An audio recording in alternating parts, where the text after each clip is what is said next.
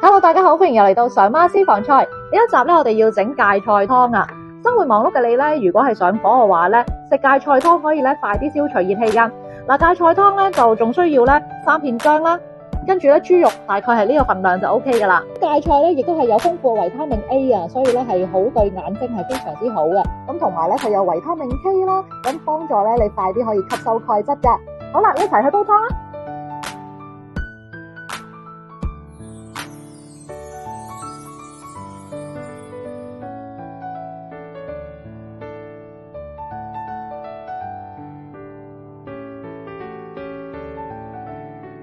將新鮮芥菜清洗乾淨 ，wash fresh mustard greens thoroughly。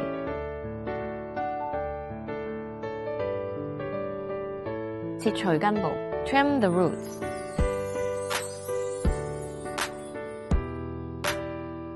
再切成合適小段 ，then cut into suitable small pieces。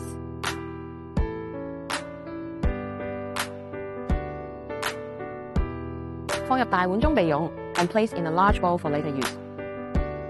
取適量生薑 ，take an appropriate amount of ginger。洗淨後切成薄片或小塊 ，wash it，then slice or cut into small pieces。與切好的芥菜放在一起 ，and mix with the prepared mustard greens。將豬瘦肉洗淨，切成薄片 ，wash lean pork，slice into thin pieces。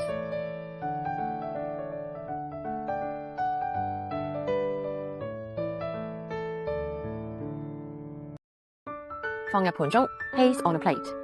放半茶匙鹽 ，add half teaspoon salt。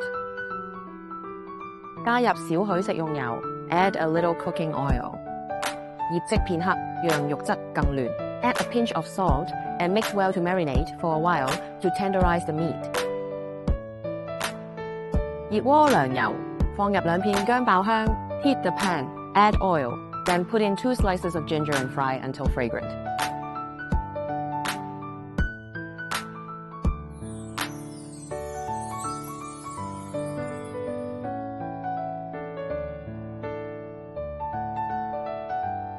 鍋中加入適量清水 ，add an appropriate amount of water to a pot。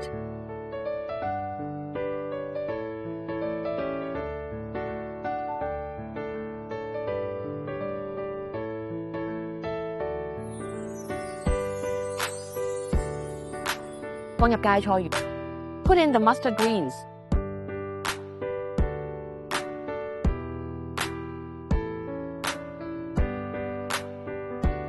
大火煮開後，轉小火 ，bring to a boil over high heat, then turn to low heat。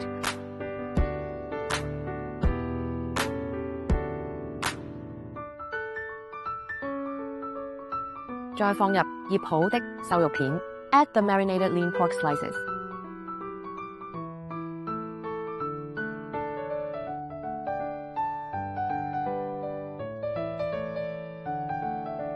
煮至肉變色、熟透，最後調味即可。